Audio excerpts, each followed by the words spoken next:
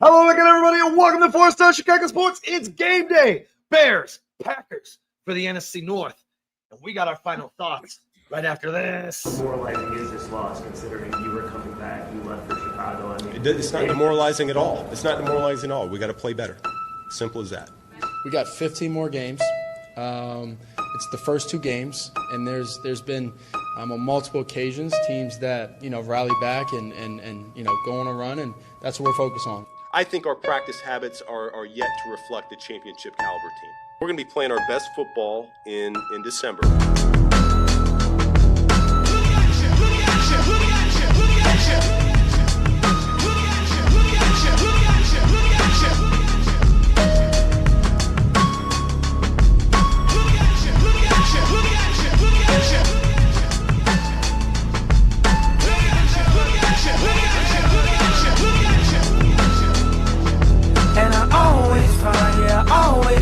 Something wrong. Hello again, everybody. Let's get it going. What's going on, Brando? Thanks for checking in, brother. What's up, Brandon? What's going on, guys? How we doing? Lovely Saturday morning.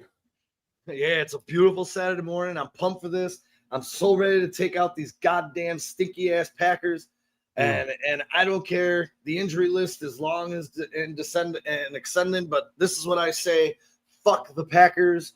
Let's take a look at these injury reports, because there's a couple things on this Packers injury report that actually gets a little interesting. When you see Kingsley Ngambare, a guy who played a pretty big factor in that first game 2 weeks ago, getting injured at practice on Wednesday, not practicing on Thursday, and very questionable for the game today. Also, many reporters coming out of Green Bay are saying that Josh Jacobs is more doubtful than probable for today's game, leaving Emmanuel Wilson as the lead back, as Christopher Brooks is out for this game. I believe he was already labeled out with his chest injury.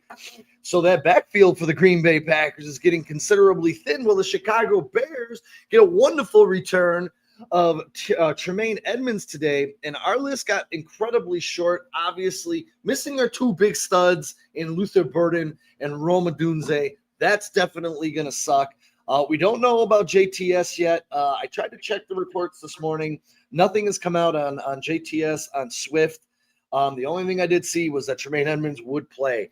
So as we get closer to this ball game, everyone keep your ears peeled and find out if we're going to have our star running back DeAndre Swift on that field today. Hopefully we do. And thank you for everyone joining us on this early Saturday morning. I know it's an off day for us, but we got a big ball game tonight, so we got to talk about it. How my boys out there doing? How you doing, Jay? How you doing, Brando? How we living today?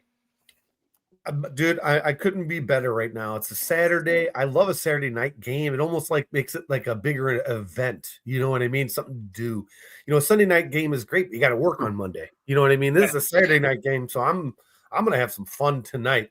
Well, especially if the Bears win, it's gonna be a really fun night. If they don't, I might be leaving your house a little early. Old fashions to start the party. How you doing, Brando?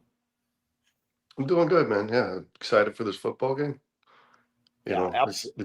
This is different, man. It's different, and I can't stress that enough to anybody on either side of it, man. The Bears, Packers, whoever. It's not the same old Bears. It's not the same old rivalry, and I think it does have a different feel to it. Yeah. Since the second half of that Packers game 2 weeks ago, the Bears offense is just a different unit. I mean, through all 4 quarters of that Browns game, this offensive unit is playing their best football in December, without a doubt. And right now, Sean, I think this Packers team is deflated. You can tell. I mean, they're holding their heads high because they know they got a good football team, but the Parsons thing has made a much bigger deal than they believe it to be. So it's like losing your quarterback. If I'm Ben Johnson, I'm putting my foot on him right now. This is it, dude.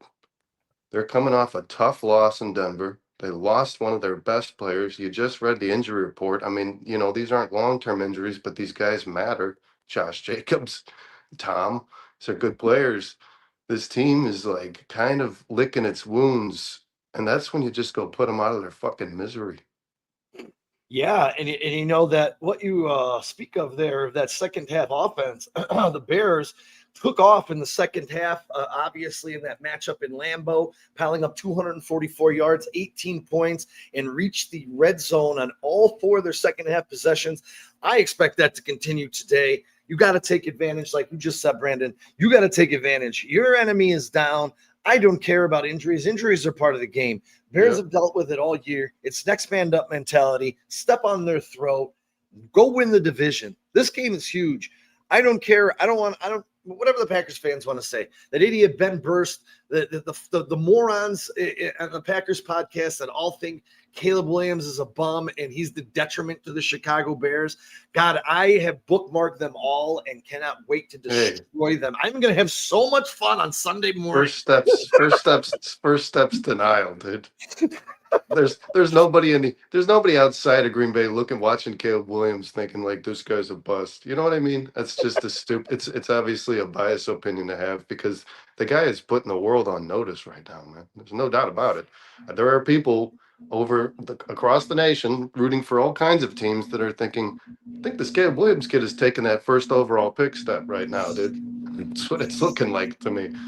I mean, guys, you know the completion percentage we can talk about. We can. I don't really care to, but we can. But since that second half of that Packers game and through the Cleveland game, both of you, do you think we're seeing a different version of Caleb Williams? A more intentful Caleb Williams? He's got, I don't know, he's just more in charge. Doesn't it feel that way? It feels like the passing game has gotten a little bit better, but really over the past 5 weeks or so, what I've seen from Caleb is more of a game control. Now, it always seems like, oh, it's not that flashy, that's not that great. No, But yeah, it's no, I know what literally- you mean too. Not necessarily management, Yeah. but control. It's- That's what I mean. He's doing yeah. so with intent. He looks like he's He looks like he's Ben Johnson on the field to me. Correct. I And mean, that's what like, you want to see out of your quarterback. That's Yeah. his job, is to run the team while it's on the field. And that's what he's doing. Now, all we got to do is get that completion percentage up, and get that passing game running on all 4 cylinders, 8 cylinders, if you will. And man, we got a team that people are not going to want to play. Yeah, 100%. And Mikey in the chat here brings up the loss of Evan Williams, and that is a tremendous loss for the Bears. He's a stud.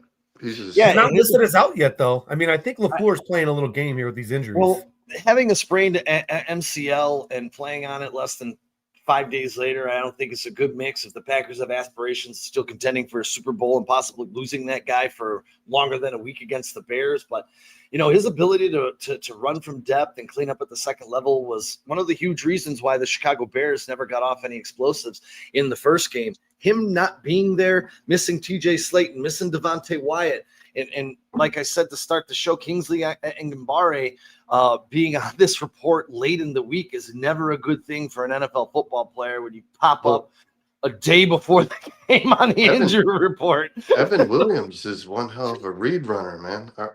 Or a run reader. Sorry, that guy knows where the gap's going to be. I mean, he knows even when this Bears offensive line was playing good football, he plugs the gap. That guy's he's an aggressive player, and he makes a huge impact. Dustin has said it time and time again here that there's 2 players on this team that really impact that run game, and it's Wyatt and Williams. Yeah, and let's be honest. Missing those 2 guys just opens it up, and I'm just gonna let y'all in on a little secret. I have a $50 bet to win $400. They have Monungai at 49.5 rushing yards in this game plus money. I took it. They had Colston Loveland at 49.5 receiving yards. I took that. And then I took Colston Loveland anytime touchdown. I put 50 on it to win $400 because all 3 of those were plus money. And I just have to ask Vegas. Vegas is usually pretty smart.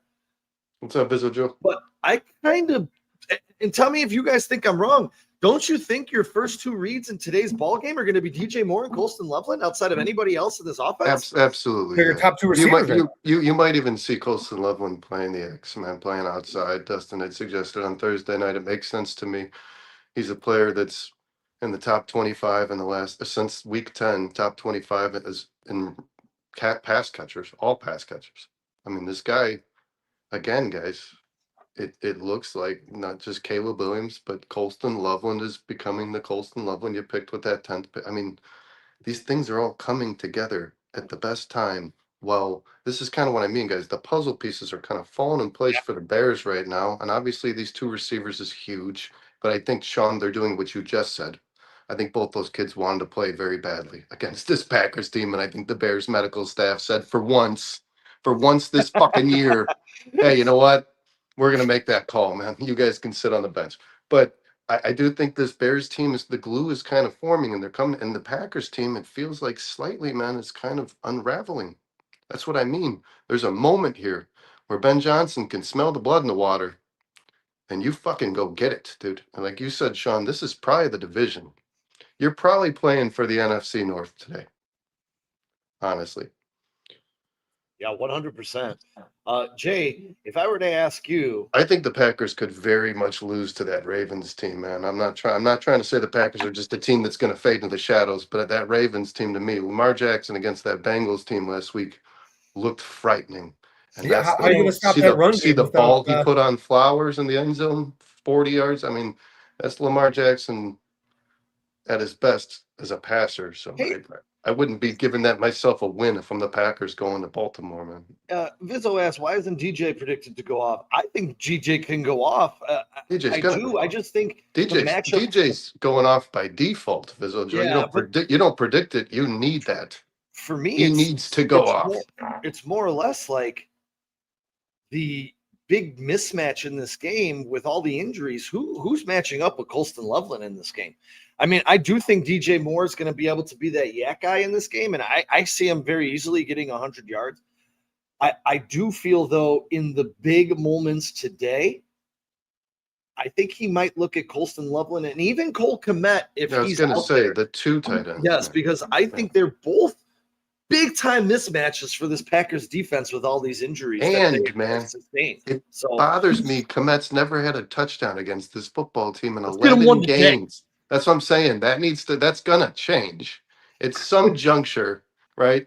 That's gotta change. So wouldn't it be fucking cool if today the most important game he's played against them is his first game against them with a touchdown?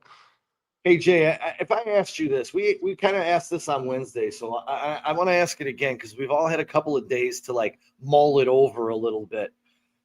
When you rank this particular game, where does it rank for your Bears versus Packers? I mean, we're a little bit older than everybody else. You know, we're almost pushing 50 here. We've been through a lot more than some of our younger co-hosts. Where does this rank for you? This is probably only because it's not the NFC Championship game. But we've played a couple of games at the end of the year for the playoffs, and this is probably to me the number 3 Bears Packers matchup in the last 15 to 20 years.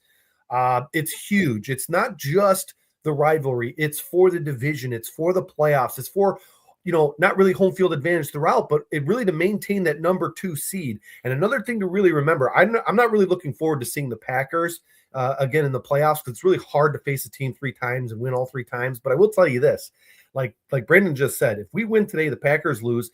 Packers are probably going to lose next week to the Ravens, and I think they'll probably beat Minnesota, right? But those 2 losses there, if other teams win, it might actually kick Green Bay out of the playoffs, guys. That's how close they are to in and out of the playoffs. So are the Bears. Let's be honest. I mean, the NFC is so tight, but this is a top 3 game. It is important on every single level. Where are you at with this one, Brandon, as far as Bears versus Packers in your lifetime? It doesn't have to be back to 85 or anything like that, but I would call it the besides the one obviously that Jay Cutler left the NFC Championship game that Caleb Haney had to try to come in and win, right? Was that Haney that got picked by BJ Raji, that the guy took it to the fucking house? You guys remember this game? Yeah, I think NFC Championship, Jay Cutler left. And it was Todd Collins that came in. I thought it was Caleb Haney. Didn't Caleb Haney come in and kind of have some heroics, some late game heroics, but then threw the pick that lost it anyways, which is usually how these games end. But I would say second, Sean, but I'm going to say because, and Jay's right, there have been some Bears-Packers games last game of the season to decide who's in and who's not. I would still call this more important because this is the first time I believe in the Bears. I believe in Ben Johnson. I believe that if this team does do what's required of them in order to win their division and hold the high seed in the NFC, they're not getting, there's no stopping them, man. If they're just doing the things in front of them week by week, they're required to do in order to advance themselves. So, hey, you know what? We're both right. Todd I was Collins just going to replaced say, you guys Cutler, are both and right. Caleb Haney replaced Todd Collins. That's how bad it was. Yeah, after because Haney threw the pick. I know that. Yeah. Haney threw the pick to what was the guy's name? BJ Raji or some I don't BJ remember. Raji, yeah. Yeah. I hated that dude. But I believe in Ben Johnson, man. I believe he's a better coach than Matt LaFleur. I believe that he's a guy who, you know, playoff coaches, man, when games like these come, when they fall on their plate, like these guys win. Ben Johnson is good if he comes out and wins these last 3 games, or at least 2 of them, and proves like, yeah, not only deserves the division, we're not a fluke team. He deserves to be at somewhere high in the NFC. We deserve home seed through the playoffs until we get to whoever it is with the 1 seed. But Ben Johnson's proving to you that, like, you texted something today, Sean, that made me think about this. Like, the Bears just can't get past the Packers hump.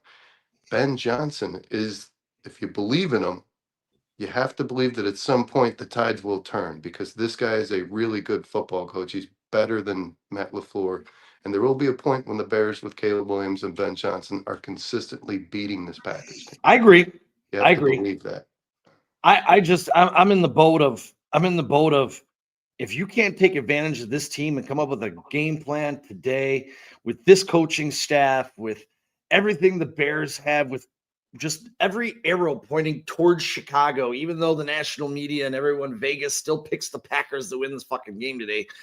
I'm going to feel less confident in being able to beat them when they return to full strength, because it's the stigma that I have. I mean, it's been 20 years that this team, every time we've had this opportunity to seize it, they just You know what, guys? so If the Bears were face the Packers in the playoffs, and we beat them today, and then we beat them in the playoffs, Ben Johnson will still have beat Green Bay twice in a year.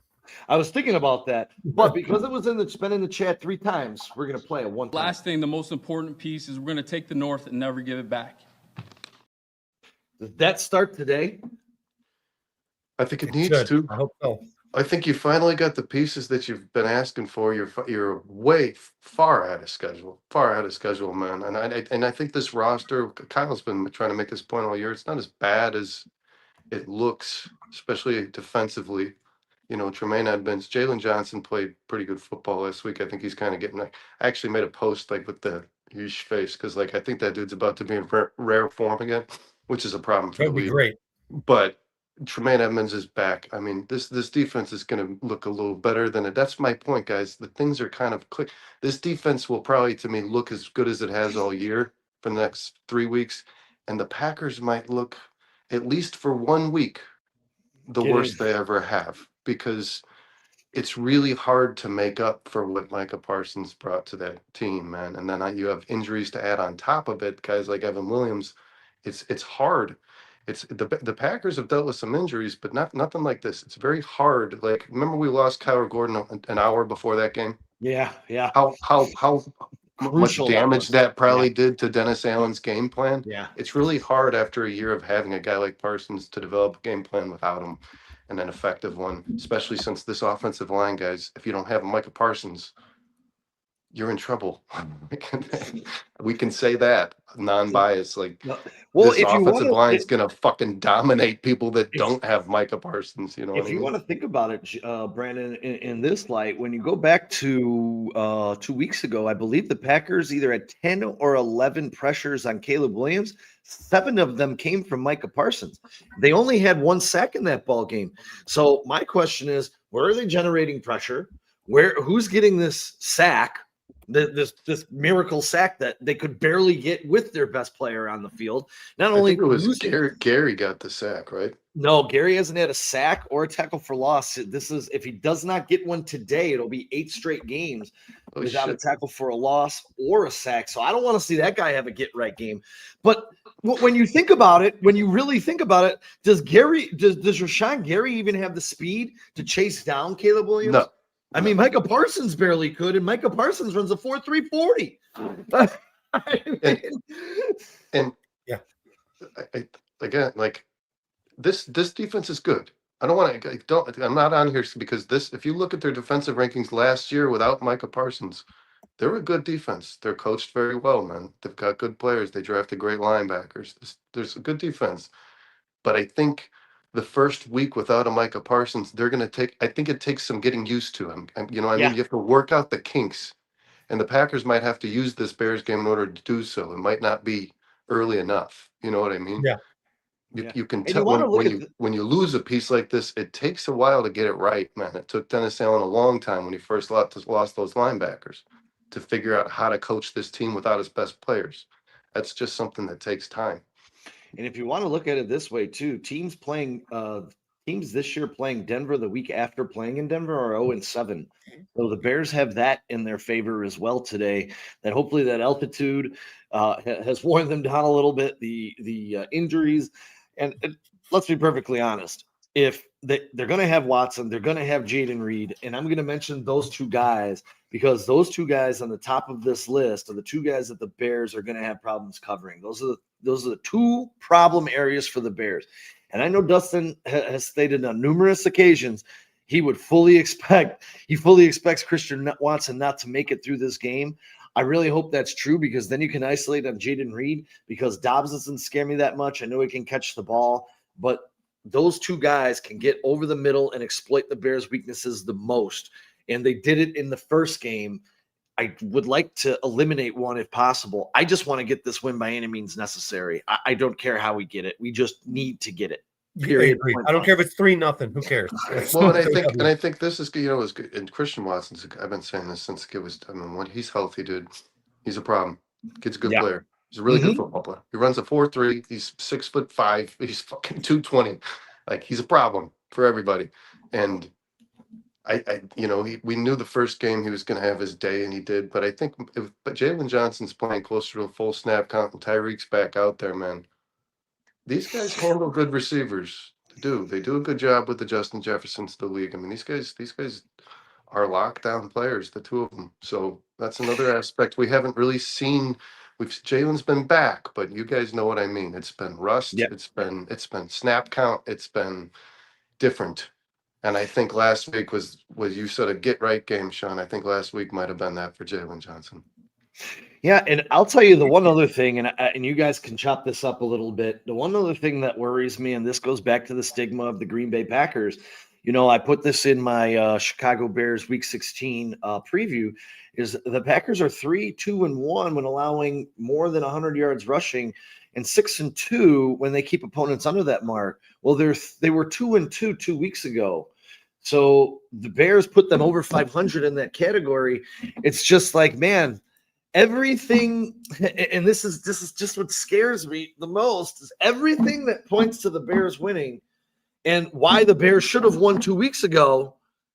I mean, it doesn't work out, and it's just a scary thing. And I'm not trying to be a negative Nancy here. It's just something to keep your eyes on, guys. And maybe this is why Vegas is putting the Packers as the favorite, because they say, hey, every time the Bears play this team, no matter how good they are, they shit the fucking bed. And I'm hoping this is a new day and a new era, and it begins tonight. Well, the Bears taking the Packers down. At home, Sean, they're not going to come out as flat as they did in that Packers game 2 weeks. I mean, they did, guys. I'm the only person hearing myself say this. They came out like dog shit, and that's on Ben, dude. They came out like shit. The players got bullied around in the first half of that game, and then they showed in the second half they don't need to be. They're better. The offensive line came out and was like, hey, why are we getting pushed around by these fucking guys? Let's just go out there and put this thing away. And they murdered them at the line of scrimmage, dude. So, like, I don't think at home the Bears ain't coming out in a football game like that again, man. Ben Johnson's gonna fix that shit. That can't happen again, dude. Well, to answer both of you guys, it sounds like we're being a broken record here, but because I think you guys are going to agree with me on this. But the key for me to this game isn't just the running game, it's pressure on the defensive line of the Chicago Bears on that dumbass quarterback, Jordan Love. He's got a tendency this year to be throwing off of his back foot. He lofts these big sort of rainbow throws, and for some reason it's been working all year long for him. And for the love of God, if you're a coach, I know Matt LaFleur's got to be saying, don't do that, because they look like they're very interceptable balls. Somehow they're just getting caught. And honestly, he did it a couple of times in the first matchup against the Bears. So we have to get home, not just pressure. We have to get home against Jordan Love, and let's get some interceptions. Let's get some bad throws or whatever. That's how we win this game, because it's the one thing we haven't been doing, and it's one thing that I think Green Bay is going to have a problem with that injured offensive line. And hopefully, pray to God, Zach Tom doesn't play today. Yeah, I think it's going to rear its ugly little head again, though, Sean. I think the pressure thing's still a problem for the Bears, regardless of how they played in Cleveland.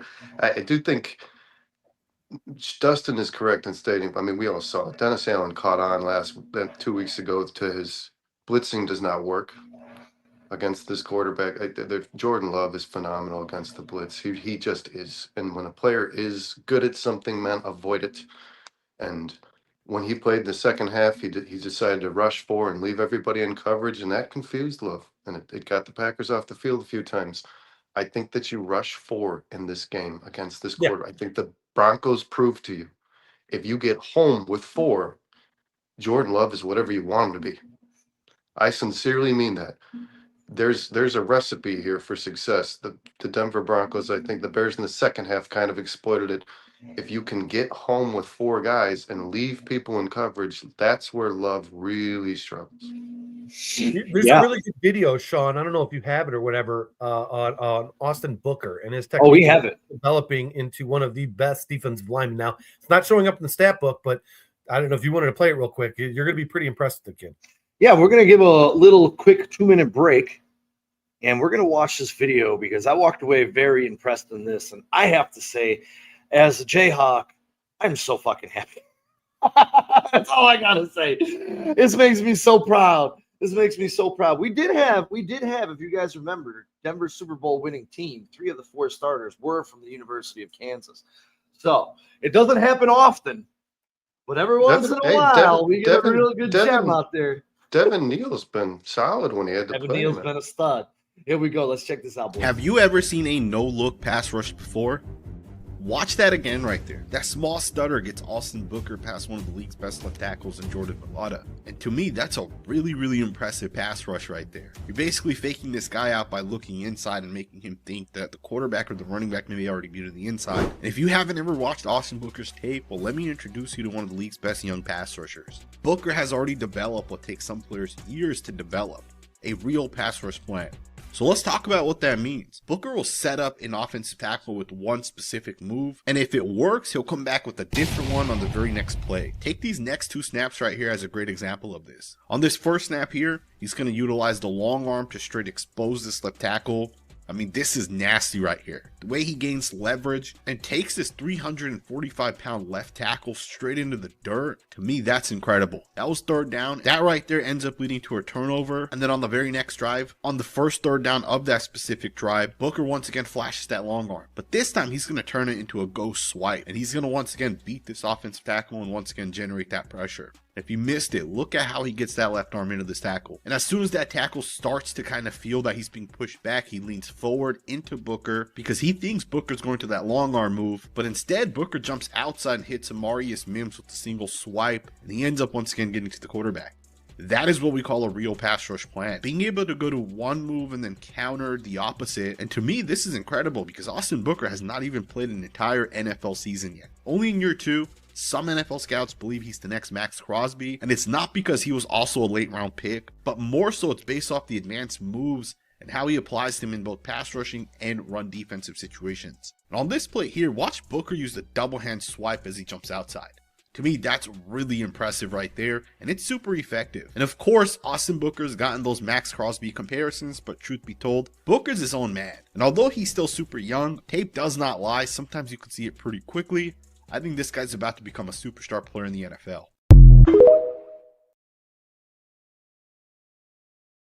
Hey, thank you to the Pro Football Scout for that. Guys, just so you know, that's not coming from a Chicago Bears reporter. That's coming from a dude who watches the entire NFL saying the Bears might have a very similar Max Crosby type player on this team. And oh my God, does that – I mean, guys, if he is that guy, how much does this pressure one thing out of the draft that you don't have to worry about if Austin Booker is turning into that guy? Or are you guys saying, hey, man, we're going to go into this draft, let's go get another dominant tackle because you guys don't trust Montez Sweat?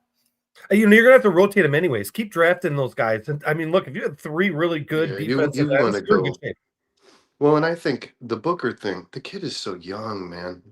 He's so young. Very young. That's what people, and I don't blame him one bit for declaring for the draft when I think most people thought and assumed he would have played another year.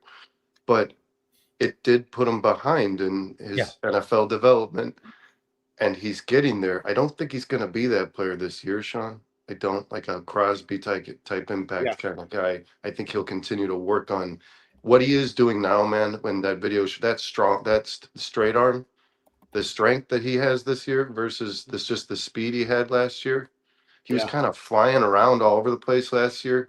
Now he's like really getting into these blocks and kind of just showing these guys his will, and like it's overpowering a lot. Mims is a good tackle, man. The guy that you just saw him throw aside is not, he was a first-round pick. Yeah, Martin, all those tackles in that video are top tackles, dude. Yeah, he just kind of pushed him aside like that. There are definitely flashes that this kid's going to be something special. I do still believe you want to draft tackles and ends and a whole lot of it. I don't see what other part of this team you really want to attack in the offseason, man. Linebackers, maybe. Your front 7 is what needs the most help, I think. And then you got to decide what you're doing with Jaquan. But obviously, you're going to be drafting pretty heavily on the defensive side of the football. They're a much worse unit than the offenses, if you ask me. I think you get as many of those guys as you possibly can, man. Regardless, if Booker turns into Max Crosby and more, you still get more. You still get more of those guys, dude. Yeah. Hey, and too, really quick, not to get too far off the subject, but Camel, that was one of my favorite sports moments of 2025. Oh, I didn't watch it. Oh my God! He's seeing him get his jaw broke. He put him out. Thank you, God. I mean, that dude. Josh was a much better boxer, dude. Oh, 100%. Yeah. And he was acting like a clown in the press conferences. I think he kind of let Paul in, like hang around for a few rounds because he probably could have put that blow on when earlier. He took that punch, that was what a professional boxer move. He went in, he dropped his hands, he came right over the top and blew his jaw up. It was magnificent. I think he actually did break his jaw. He did. He broke his jaw. The X-rays up this morning. He broke his jaw in 2 spots on that punch. Not going to be boxing for a while. I'm going to say this, man. Paul is a better fighter than people have ever given him credit for. Sure, he is. He's a boxer. He's getting better. Yes, he is. He knows how to box, and he chose we wasn't ready for that fight, dude. He wasn't ready for that fight. So really quick, that's a really good question. Would you trade a 26 first and Austin Booker? I don't know for Max Crosby because you have Booker on this rookie contract for a couple more years, and if he's developing into Max Crosby, why trade him? And I don't when you're in need of a position where you're trading to acquire it, giving up a player at the same position is not, especially if you think he's going to wind up being Max Crosby. It's not you want more edge, so why would you be willing to part with edge in order to get more? I would offer many other things before one of my edges to acquire another edge. That would be the last position on my list. if that's what the Raiders said they demand, I would probably make that trade, guys. I don't know. Maybe I would probably say a second round pick. I don't know if I'd do a first. I'd probably say second and a third or something, give him a package. But like trading an edge to acquire an edge is a strange thing to do. And look, honestly, look at what Green Bay did. They gave up their best run stuffer to acquire. Yeah, because the Cowboys said they wanted a rush defense. Yeah. Which is great, but now one of them goes down, right? And now you have no really big run defense. It was really, I understand why they did it. I mean, you want Micah Parsons on your team. You're going to do whatever you can to try to get him, especially if you think you're going to make a Super Bowl run. But they probably should have given up other draft capital or another player because, people get hurt in the NFL. It happens all the time. Well, the Cowboys did demand, Clark.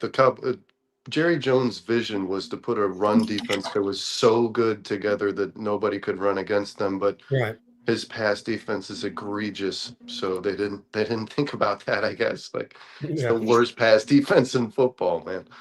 So I there are trades where teams demand a player. I just don't like, and the Raiders might to say we want to fill the void that we're leaving by letting Max Crosby go, but I don't know if the Raiders are in any position to be picking and choosing which players they want for them. I mean, they're about to blow that shit up. I think Broski Bear just missed the video that we played. I think he showed up after. But there's a pro scout video that we just showed that pretty much showed all of his moves, showing that he's growing into a very close comparison to a Max Crosby type player. Obviously, he's not there yet, but he's and Max Crosby took some time. Max Crosby was a project. Also that's why the reason he's compared to Crosby is because Crosby was a guy who kind of looked like he might fizzle out of the NFL and then kind of worked on his shit and got it together, dude. Crosby's done this at every level. Mm-hmm. He's unimpressed at every level and then just flipped a switch because the guy works his ass off. And that's the Booker comparison. How much credit do we give Jeremy Garrett, our defensive line coach, for the development of Austin Booker? You don't hear his name that often. When you hear through circles, you hear Rochar, you hear Sweat too, Sean. About Richard Smith. He's improved the players that were already on this roster for sure. Sweat is playing the best football Sweat's ever played over this last however many game stretch. Yeah, he's on fire. So he probably could do better. I mean, it's the weakest unit on the team. He could be more more of a wrecker. You know what I mean? Sweat could be more impactful even when he's not getting home, I think. But he has gotten the sack numbers up, guys, and that's what I wanted from him. And you know that. So and that's what the Bears needed from him. Yeah. And Booker needs to start doing the same shit. And you want to know the numbers got to start coming up. Here, as we talk about this today, if Zach Tom's not in there, Zach Tom lines up on the right side 99.9% of the time. Montez Sweat lines up on the right on the right side.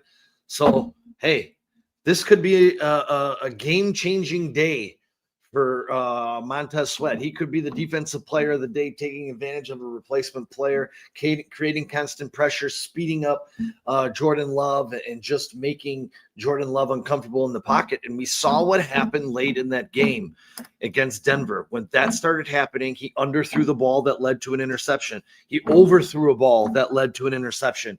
The Bears have to speed him up. If they allow him to sit in the pocket and go 7 for 7 for 150 yards and 2 touchdowns out of the slot like they did in Green Bay, it's going to be a very long evening on the lakefront in Chicago.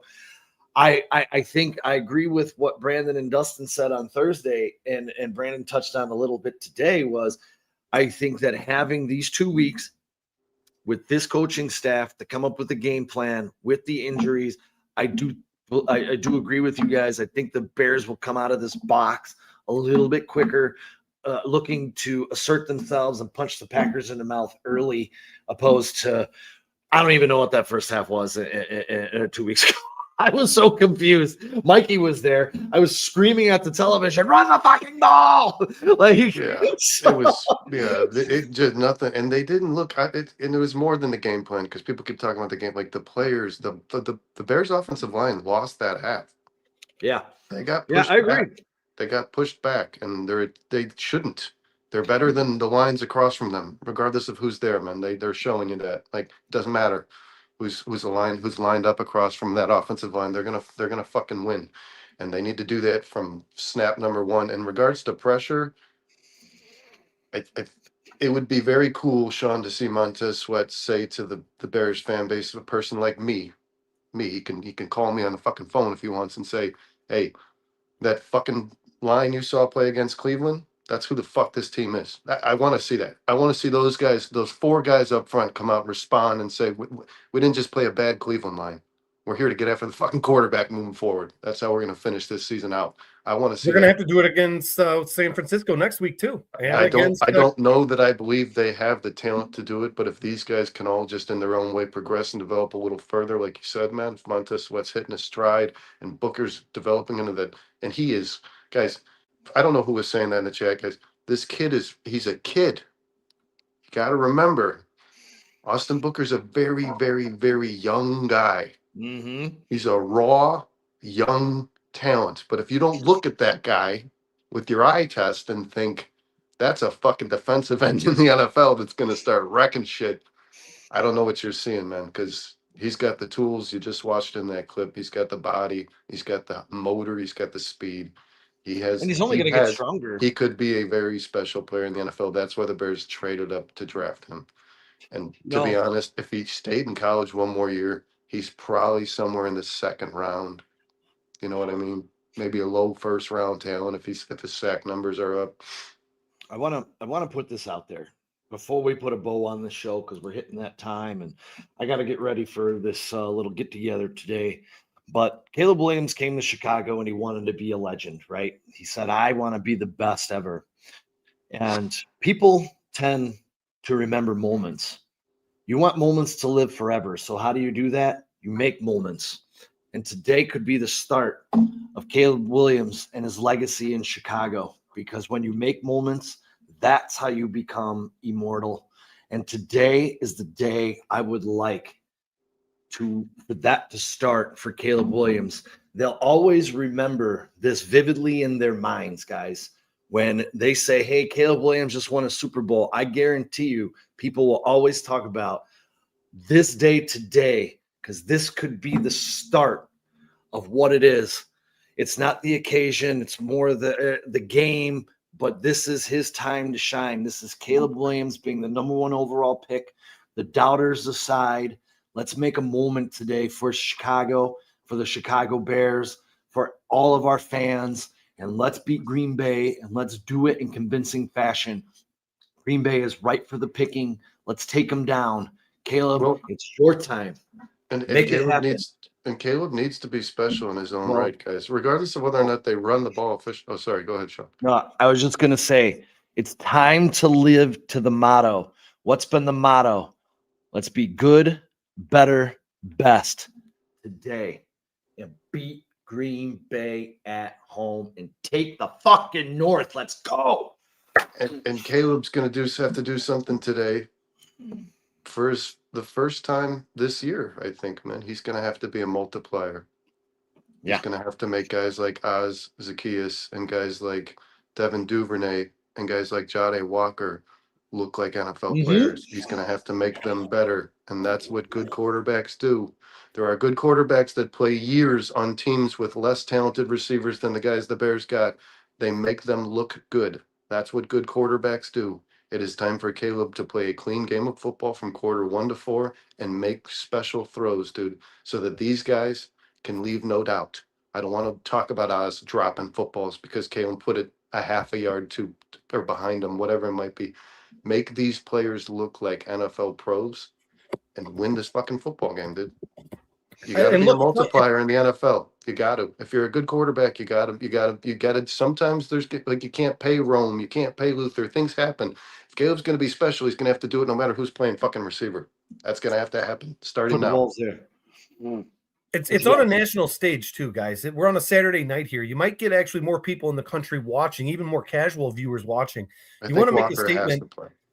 You want to make a statement. This is the game to make that statement. It's going to be in front of everybody. It's a night game. It's at home. It's a division rival. It's for the playoffs. It's for the seeding in the playoffs. Like I was saying earlier in the show, this is literally got everything that you want. The Bears could lose or they could win tonight. It's extremely important. I think the players and the coaching staff know it on both sides of the ball here, on both sides of the game. So I can't wait for the game. My heart's already beating, dude. I'm ready to show up to your house now, Sean. I think Camilton by default, Jade Walker's going to probably have to get some snaps in this game. You have so much of a snap, and I think Jade Walker, guys, you know how there's that statistic. If you go on Hulu and watch the game, they show you statistics that you don't really see on ESPN. They show you yards of separation by receivers. I would bet that Jade Walker has a higher yards of separation than a guy like Duvernay or Zacchaeus. I really would. So I think it's very necessary that he plays in this football game. I don't think you need to rely on him. Like, he's got to go out there and win it. But you need somebody taking some of those snaps, man. Zacchaeus and Duvernay got to come off the field now and again. These guys aren't used to playing fucking 48 minutes of football. So you don't have a choice.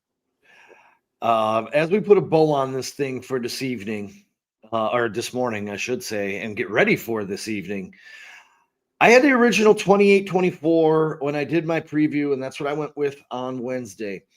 I'm going to raise that just a little bit. I'm going to do 31-27 Chicago. I just think that, we kind of talked about this on Wednesday, Jay, about it being a shootout or not being a shootout. I do think that if Watson plays the whole game and Jaden Reed gets off, it's going to be tough at times for the Bears to stop him. So the way I'm looking at it is late drive by the Bears. Caleb gets his redemption, maybe game-winning drive, something like that. Late defensive stand, something that puts the Bears ahead. Tight ball game. Maybe it's the Packers turn it over late. The Bears get that which they got in Green Bay.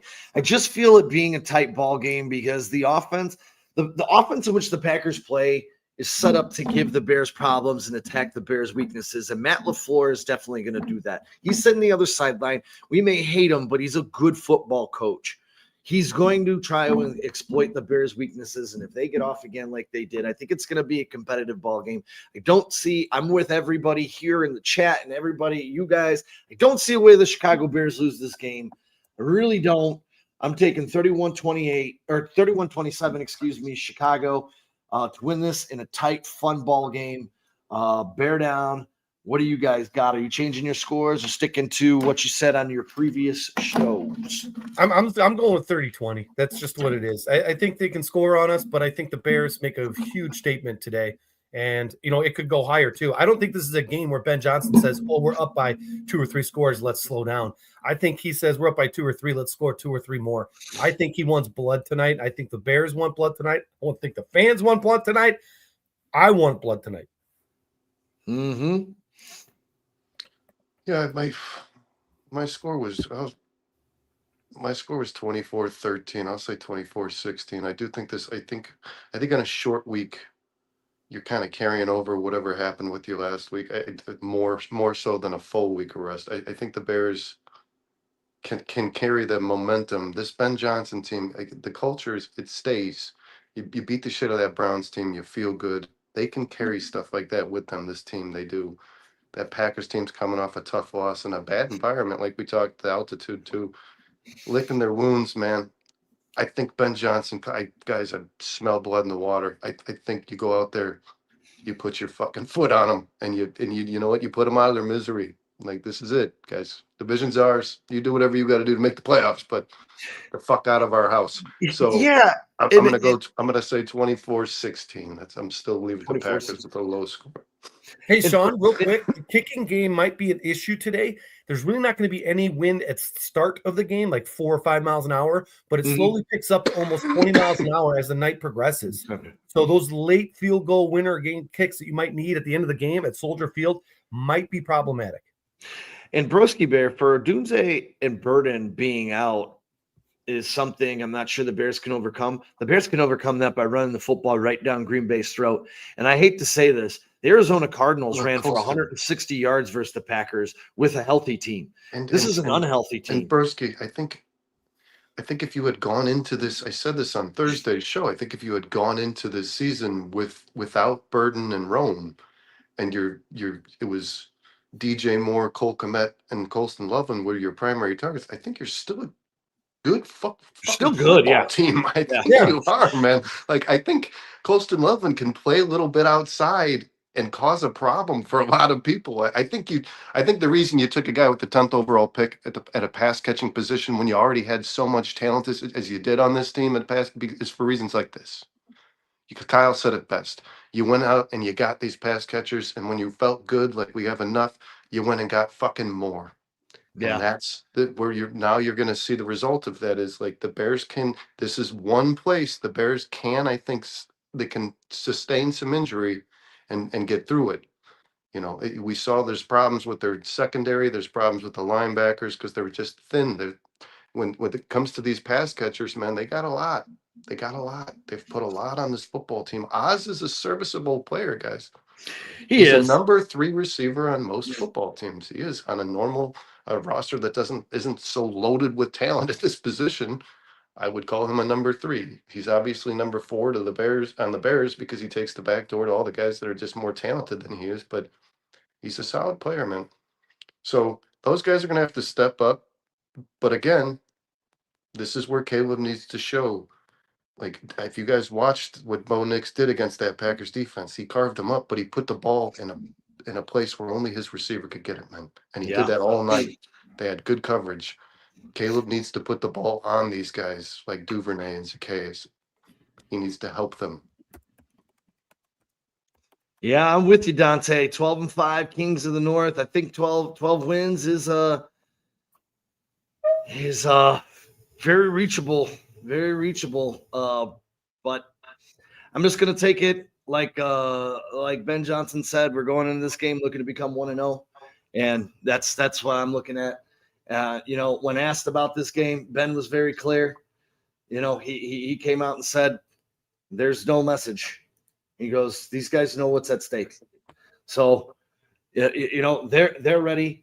One more thing I want to share with you was I found this was Caleb Williams on 3rd down when trailing in 2025, man. 7 passing touchdowns first, 144 passing rating first, 7-0 touchdown to interception ratio first, 25 passing first downs tied for second, 71.1 completion percentage tied for second, 10.5 yard pass yards per attempt is third, and 9 completions of over 20 yards, plus 20 yards, first. So, again, we're talking about pressure. We looked at his stats a couple of weeks ago. When trailing, what he can do. When he's on 3rd down and trailing, what he can do. This guy seems to be the pressure. He seems to take the pressure. He says, I am the pressure. So I like where the Bears are today. I don't see the Bears losing, and I hope a butt whooping is in store for the Green Bay Packers.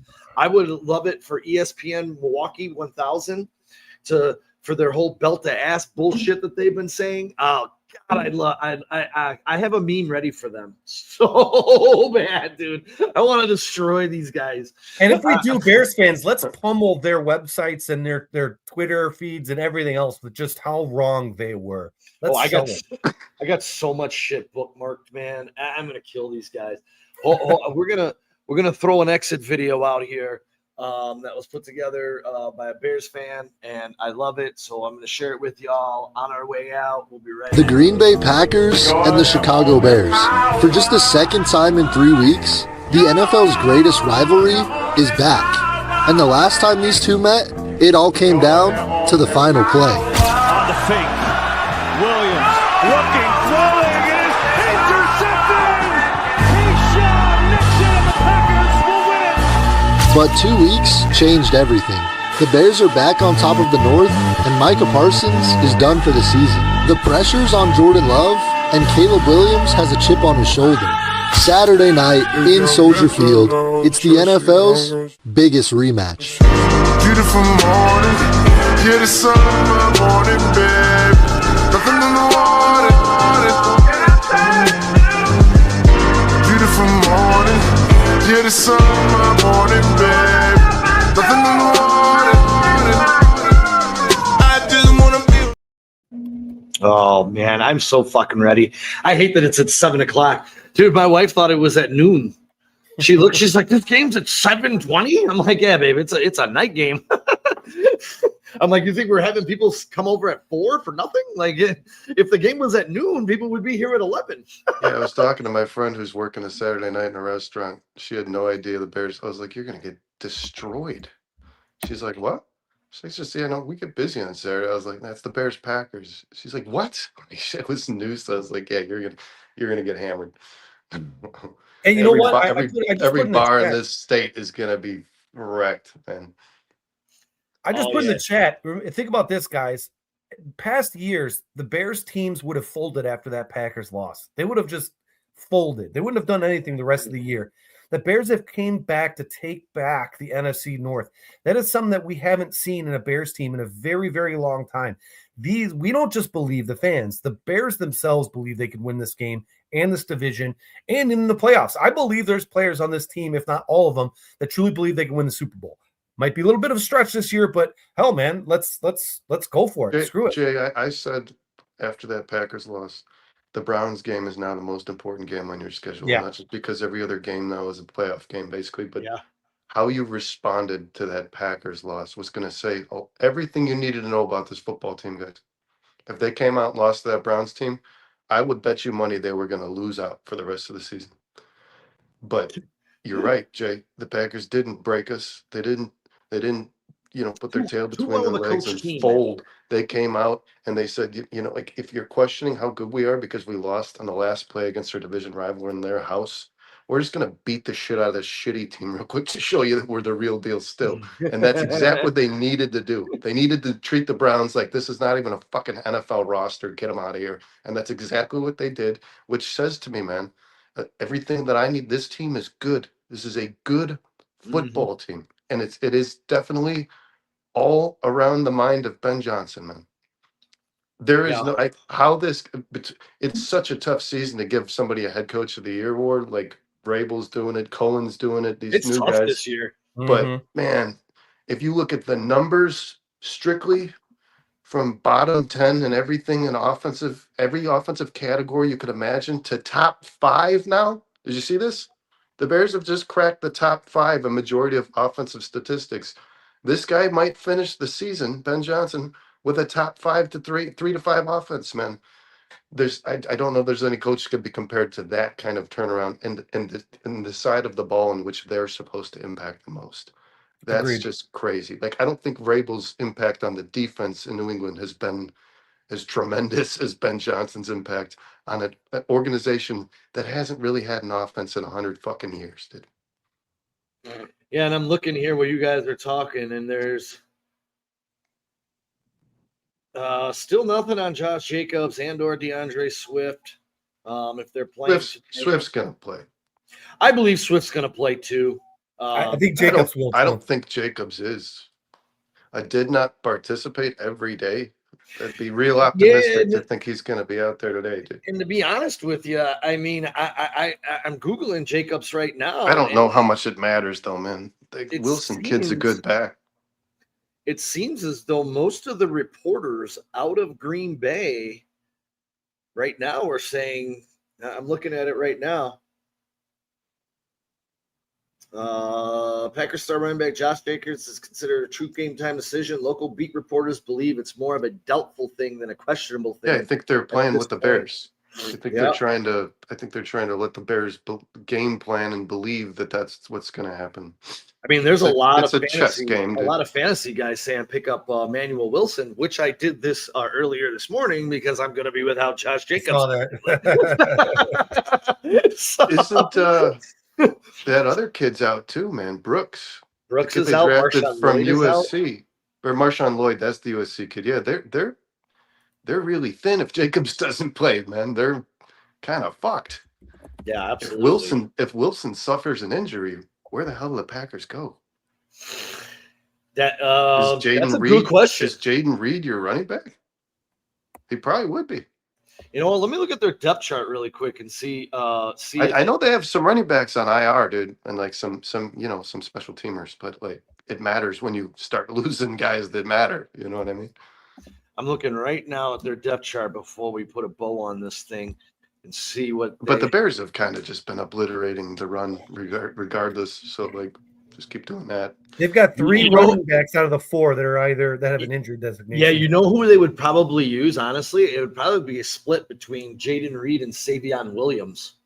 Savion Williams was a running back in college, transferred to a tight end or a wide receiver, excuse me. But he's kind of a hybrid athlete that is a mix between a wide receiver, running back type player. So I would imagine Savion Williams. And I'll be perfectly honest with you. I watched Savion Williams at TCU, man. That dude's fast. He's quick as lightning, and he has some video game type moves.